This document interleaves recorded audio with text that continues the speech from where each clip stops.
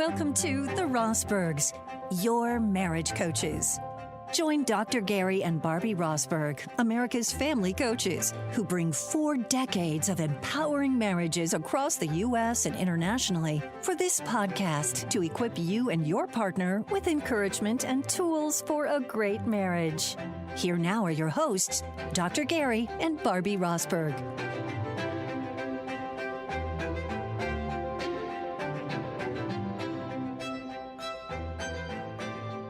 They say that you live with encouragement and you die without it. We call it the E word in marriage. And Barbie, today, your marriage coaches, the Rosbergs, get to talk about this issue of encouragement. And I tell you, it's a rich word. And we did a book years ago called The 5 Love Needs of Men and Women. And it was the 4th love need of 700 guys that we analyzed and surveyed and interviewed many of them. And it was the 4th love need of the women. It's encouragement. Absolutely. As you began to say, we live with encouragement and we die without it. Yeah. Slowly, sadly, and angrily. I think the woman that said that was Celeste Holm. You know, I was walking the dog today.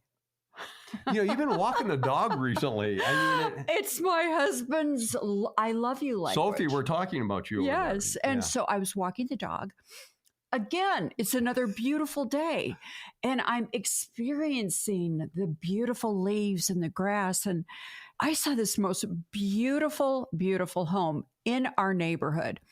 Much larger than ours, but I was celebrating it for that family. And I was admiring all the work they'd done in the yard. And a man came out from the garage, started walking parallel. And so I yelled, "Hi, have a great day." And little did he know what he was getting in for. So he came over and he told me his name and I told him mine. And he said, "Do you work?" And I said, "I do some work." And I told him the kind of work that Gary and I are in. And he began sharing his entire story, much of it anyway. And I found it fascinating. And he and his wife have shared incomes. Both of them are in the career.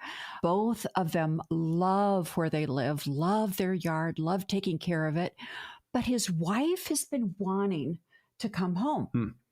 And he said she has a career, but she's tired of working 40 hours a week in a little tiny office. And I finished a sentence like I do to you when I said, because she wants to come home and take care of your vast yard. He goes, she does. And she wants to decorate the house. And any woman, most of us anyway, that have that dream in us, we can finish those statements because the dream and the purpose is in us to make a beautiful, beautiful setting out of the homes that God's given to us. And so he went on and he was talking and talking. And like I do with Gary, I said, "Would you like to know what I think?" I know she's going to Medellin now. So And I think it startled him. And well, usually you charge for that advice. I know, but I was at the mailbox. And so what could he say to this new person he just met? And he goes, "Sure." I said, "Give her everything she wants." And he laughed. And I said, "I mean it.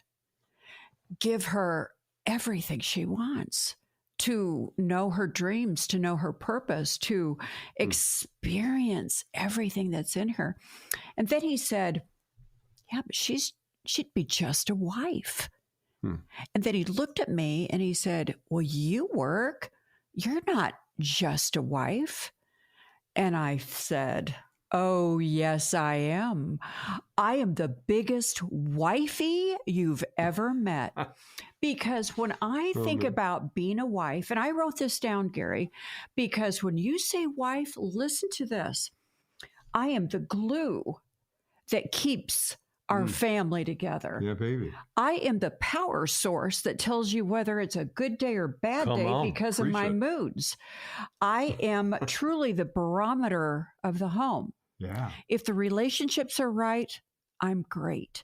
If my child is hurting, I'm hurting along with my child. Yeah, true. Bottom line is, he may be the head, but I am the neck that turns the head. Oh, I love it. So I said to him, "You've been turning my head a long time." And I still intend to. I know. We've only just begun. 50 years. So I said to him, "Yes, I am a full-time wife.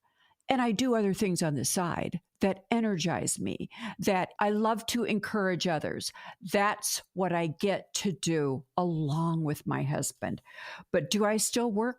Sure, I do, within the home and outside the home. And then I looked at him and I said, you know what my husband would say? Happy wife, happy life. You also have a little thing on our refrigerator. Yeah, that says, if mama ain't happy, ain't nobody happy. And if daddy ain't happy, nobody cares. So that's a pretty good. It's really good. So You do care. I think, I care very much. But when you effectively listen, discover, understand the dream in your husband, and husbands, you understand in your wife, it's happy wifey, happy lifey.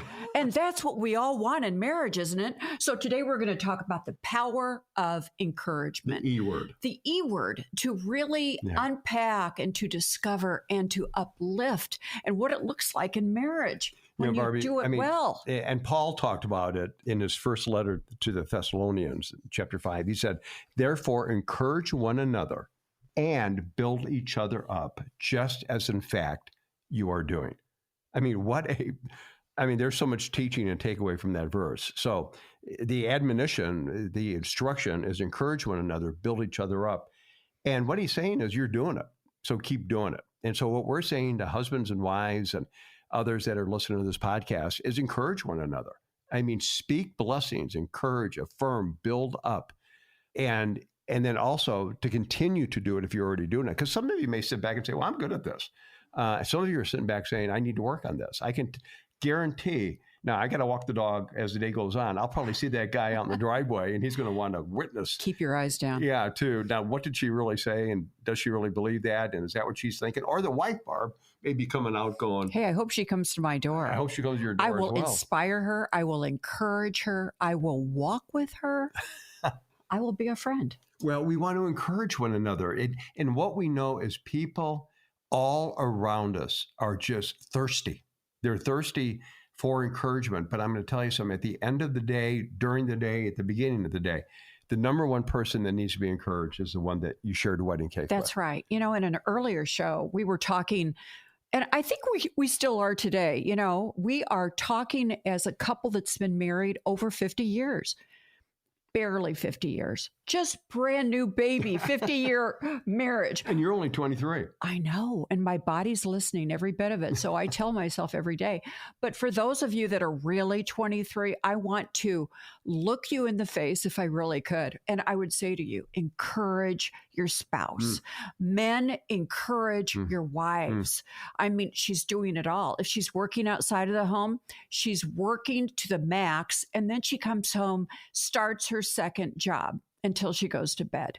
She's wounded, possibly from maybe not getting the attaboys at work. She needs affirmation, but their voices don't matter as much as your voice matters in your marriage. Tell her thank you. Affirm her. Tell her she can do it. Tell her you're proud of her. Encouragement is so lasting to the soul. And Gary, people are thirsty for the big drink of encouragement. Yeah, we are. And some people will sit back and say, well, Barbie, that's easy for you. That's your spiritual gift of exhortation. And it is. But it also helps me when people encourage me. And that's how we discover it's a good gift. So it's a gift, but it can also be practiced, skill acquisition. It can be learned. You can be intentional.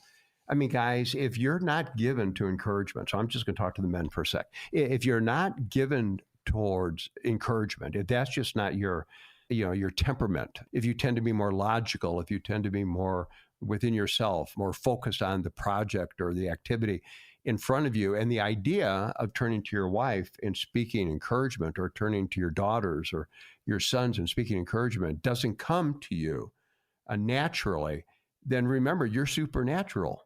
You are supernatural, dude. You can do this by intending to do it. And you're going to take, I think, some takeaways from today's podcast with Barbie and me. And if you're willing to kind of invest in them and kind of integrate them into your heart, you can take your iPhone and you can jot down some notes, or you can stick it on your calendar as kind of triggers to remind you to do it. But when you encourage, here's what it means. You catch your spouse doing something right. or you catch your spouse just being right. So you draw out the attributes. And that's something I love to do with you, Barbie. I love to identify the attributes. Now, you're really easy on the eyes. Thank you. And, you know, I mean, we kid, we've got all sorts of things that we're not going to do in the program because kids might be listening. But, you know, we affirm those things. And those are things that are important to you, and you work hard and you're very intentional about that. But it's also, I think, strategic and important to identify and encourage those character qualities to draw them out. So guys, it means catching your wife doing something well or affirming something. So it doesn't have to be a behavior. It can be a character quality. So sit back and identify, put in writing, what are the things that your wife exhibits that you looked at her and you fell in love with her because she drew you to her with those incredible gifts. And when you take the time to acknowledge them and list them and repeat them and speak that into your heart, what you're doing is encourage means you're giving her courage. It means that you're lifting her up. You're reminding her if she's weary, if she's downtrodden, if she's frustrated, if she's discouraged, you're speaking life into her. Identify what those character qualities are.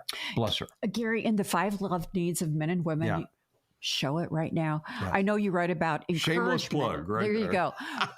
But you talk about to men, or you write to women. I write to women. And you explain that a guy needs his wife in the foxhole with him. Yeah. Want to say more? Well, you know, guys are, and women are too, so just stick with me, but guys are slugging it out. Most guys, unless, you know, you're a lazy guy and you're disengaged, but guys are slugging it out. You know, guys are often trying to figure out, you know, how to take care of the vocation, how to take care of the family, how to take care of the lawn, finances, you know, show up, be a good guy, be a godly guy, busy guys. And so when a guy is doing that and he is sometimes kind of frustrated and he just needs to hear a voice of affirmation and blessing. And this isn't a show on when a guy drifts off, but a guy who isn't guarded well can drift off and somebody else can speak that into him. And then that's sometimes where things start to go awry. But what we're talking, and that's not our topic today. What we're talking about today is the importance of a wife speaking a belief in him, joining him in the foxhole, reminding him that he's not alone, reminding him that he can do it, reminding him that when he doesn't do it and he comes up short, he's not a failure. It just means something didn't go well and he needs to get up and do it again. And reminding him that he's got purpose, he's got calling, he's been set apart, and that he's a man that you married, and that you're going to stick with him and you're going to affirm him and you're going to bless him, so that he realizes that he's hearing the applause from 2 places. He's hearing the applause from heaven, as our buddy Max Lucado writes about, but he's hearing the applause from his wife, number 2. And I often say I need God's voice primarily, and then I need Barbie's voice. And when I get Barbie's voice, you know what? It speaks incredibly into me and blesses me and encourages me. You know, as you were talking, I thought about how as a wife, we need to be calm. We need to be full of peace. And so gals, you need to be nice and prepared before whenever that conversation is with your husband that's going to take place. It's going to be a foxhole experience for him. So when you go into the foxhole, you can't be anxious. You can't be scattered. You can't be distracted. You've got to be full of peace and full of calm. It reminds me, as you know, that when you get on an airplane and the stewardess says, if anything should happen, before you take care of your children, put the oxygen mask on yourself first, and you get your oxygen before you give the mask to your child or your spouse in this situation right now. Reality is this: where are you getting your peace?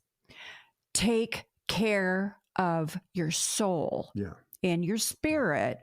So, because you're on call 24/7, women, whether it's your spouse or it might be work or your children, everybody has needs. And gals, we are designed to be the glue to keep the family together. That's the most influential role ever.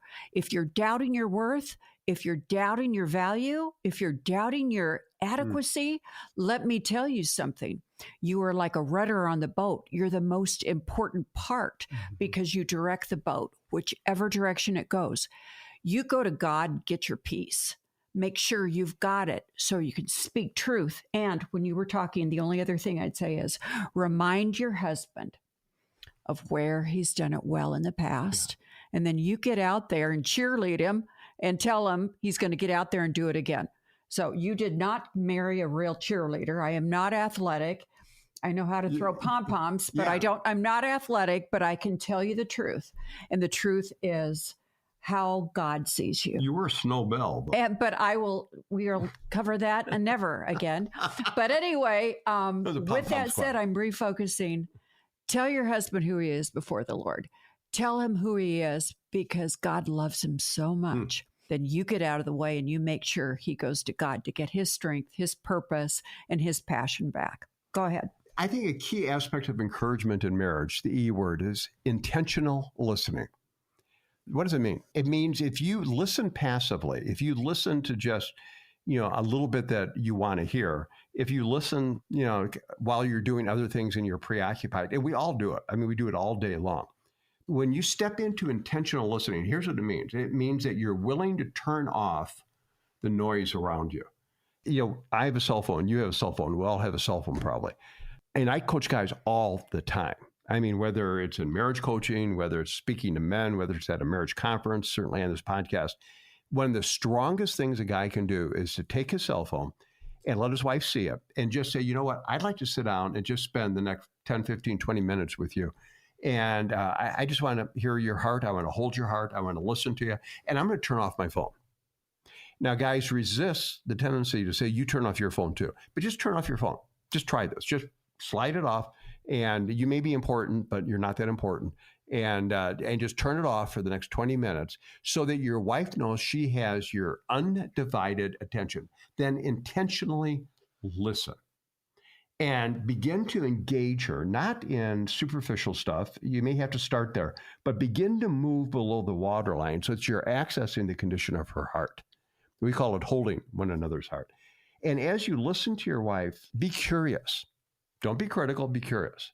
Draw out of her not only what is she thinking about something, what's she feeling about something, and what does she need, and then come along not with a rolling of the eyes or giving her advice or telling her she should have done something different, but find those places that you can pull on. It's like pulling a thread, and look at them and affirm that in your wife so that what she hears is your belief.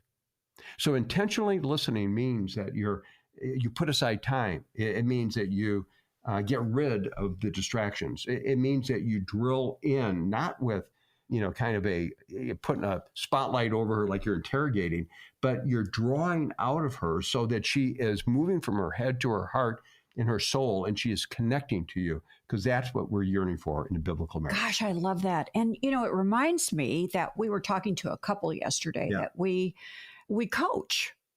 And they are so teachable. Yeah. Oh my goodness, they're teachable. So we had them pray together, and we had them pray for their marriage. And individually, they prayed for their marriage. And after they were all done, I said, do you realize what's happened? When you pray together from your two chairs, you are building emotional safety and trust on steroids, because we can no more repeat the prayer that the man prayed for his marriage to God Almighty, and she for her marriage. But the reality is, when you're listening to your spouse pray, you hear their tenderheartedness, because there are times we're not so sure they're so tenderhearted. We're not so sure they're really well-intentioned. And because we get tired and weary and life gets very full.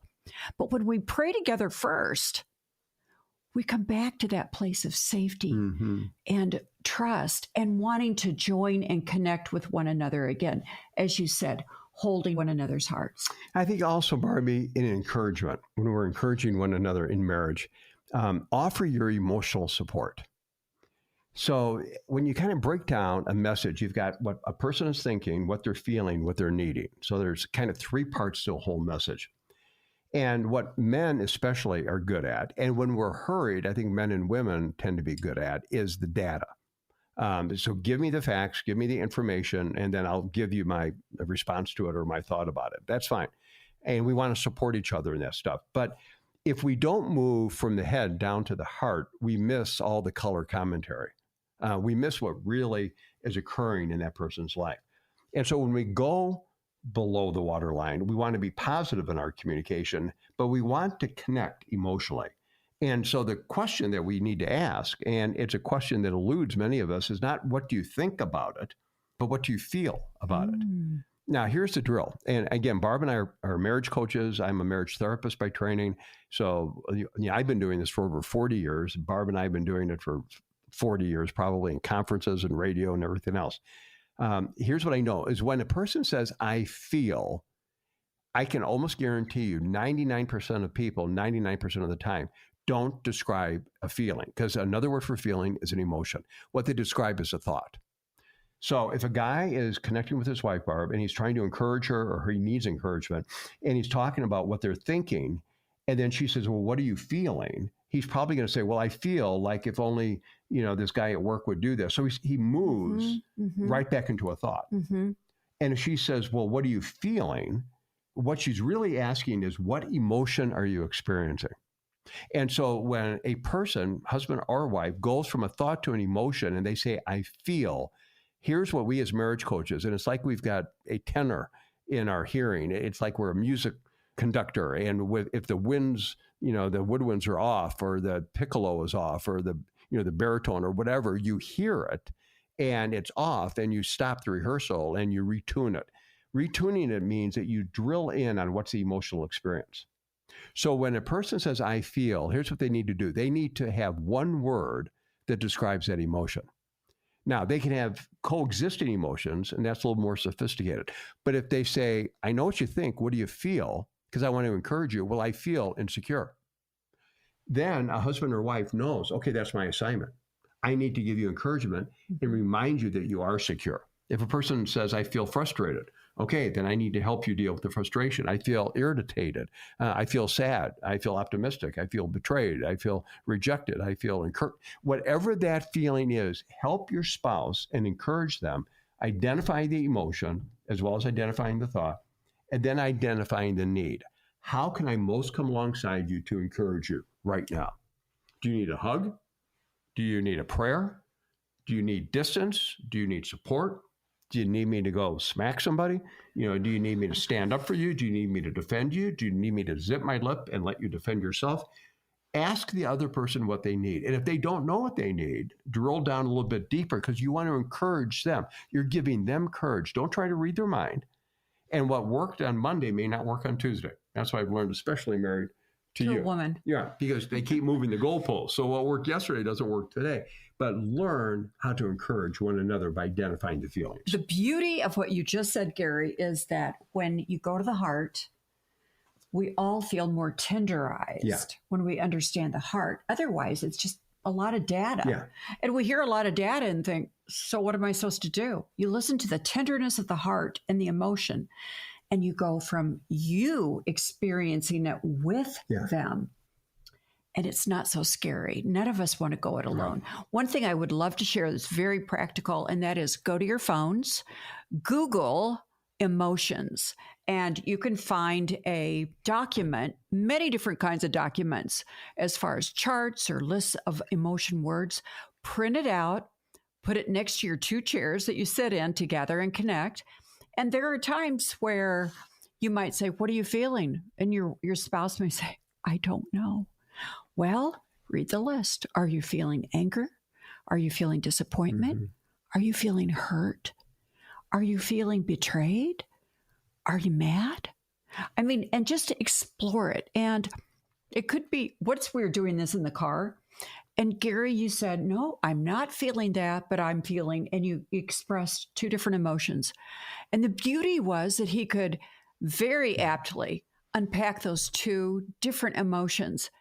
And I just felt like I knew you so much better. I understood you.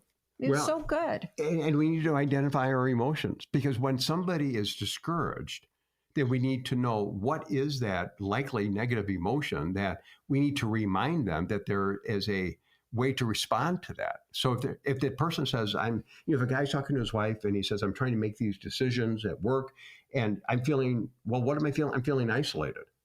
Well, if he's feeling isolated because he's walking in the light and he's not fudging on a report or he's not being deceptive and he's being isolated because, he's got some dogs around him that, aren't the good dogs, then you need to affirm as a wife and speak into that and remind him that his faithfulness will be rewarded, that God will bless that, even though right now it's a tough deal. So if it's a negative emotion, then a wife, when she's listening, or vice versa, a husband to his wife, you can counter it with what's an encouraging emotion. If he's feeling an encouraging emotion, and I think in that instance in the car, I said, I'm optimistic. And you thought I was, I don't know what you thought I was, but when I said I'm optimistic, you were like, oh, okay, well then, you're on track. Let me affirm the optimism.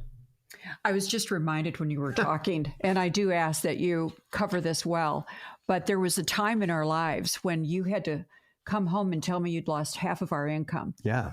And that was a dicey day. That was so hard on you. And without getting to the specifics, I listened to the whole story. And I remember I said, Gary, I'm so proud of you. And you said, why would you be proud of me? I've just lost half of our income. And I really believe this, that the quality of your character and his godliness, your godliness, is what got you in trouble. And the beauty of it was, as you were talking about kind of bad dogs, there were some bad dogs out there. And the beauty is you got set free.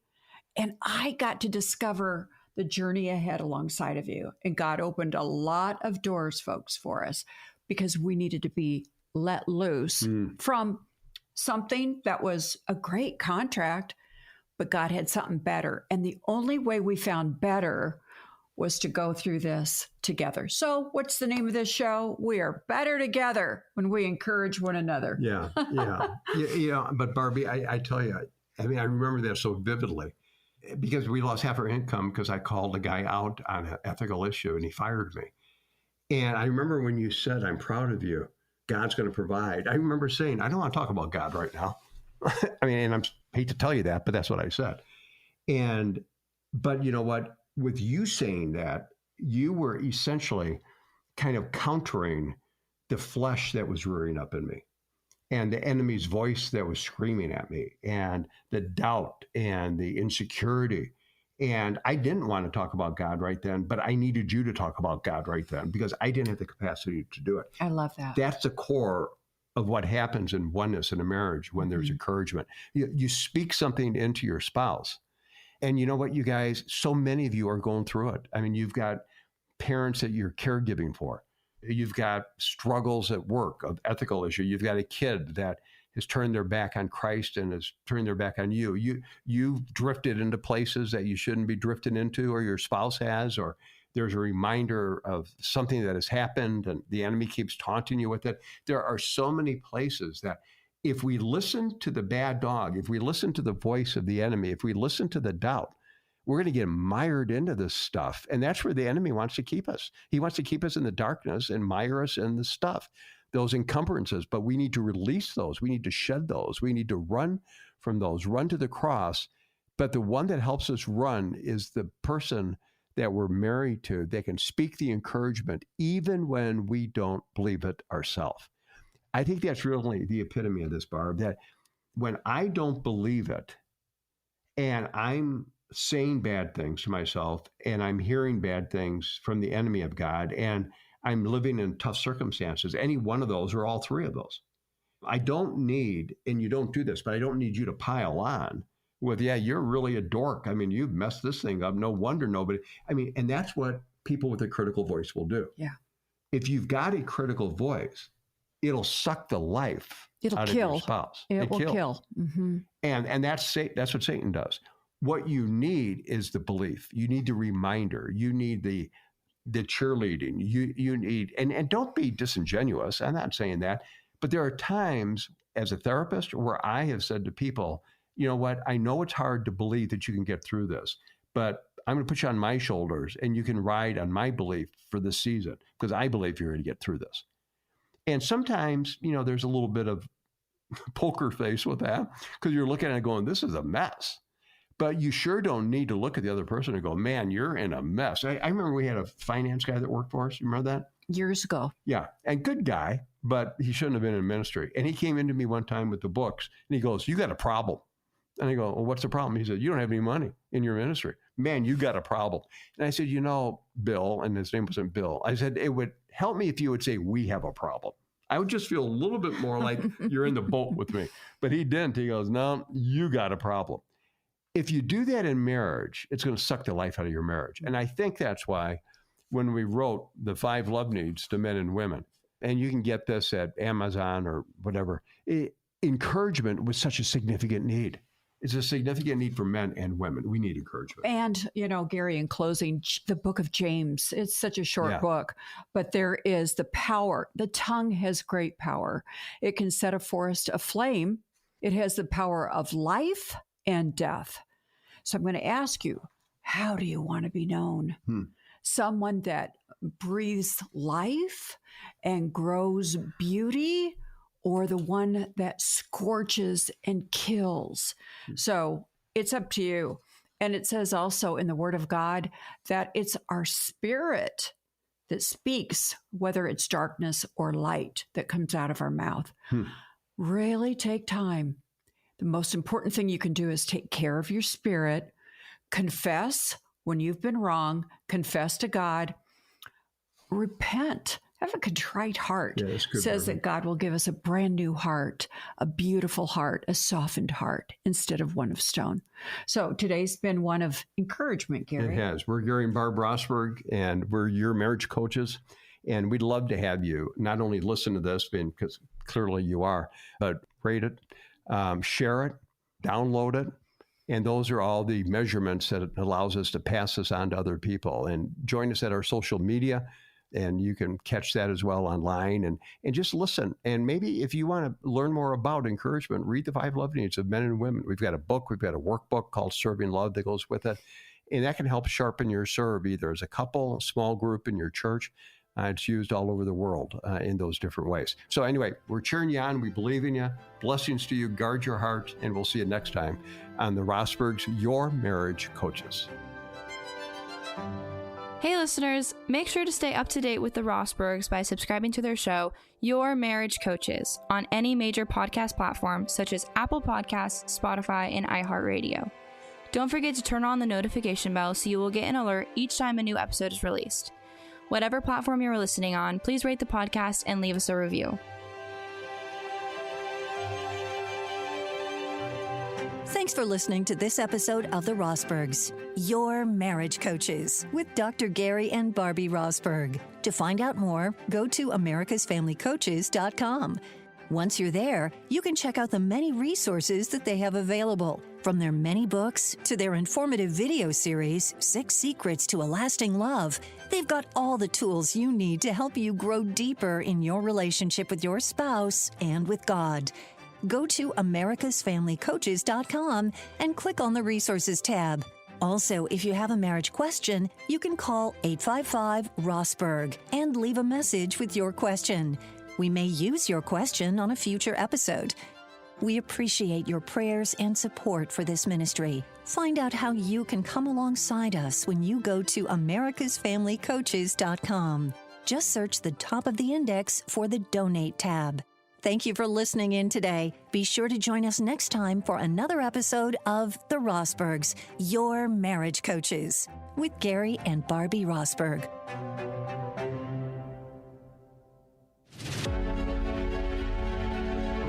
Marriage, it can be challenging, it can be stressful, and it can be absolutely wonderful. If you and your spouse want to strengthen and enhance your marriage, Dr. Gary and Barbie Rosberg can help through a new video series, 6 Secrets to a Lasting Love. A strong and healthy marriage isn't just about feelings or emotions. It is truly 6 specific and intentional kinds of love. The Rosbergs offer this brand new study looking at the biblical loves and principles of a great marriage experience. This video series and accompanying workbook is rich with discussion and group questions designed for couples in one-on-one marriage coaching or in a small group study. Find out more at americasfamilycoaches.com.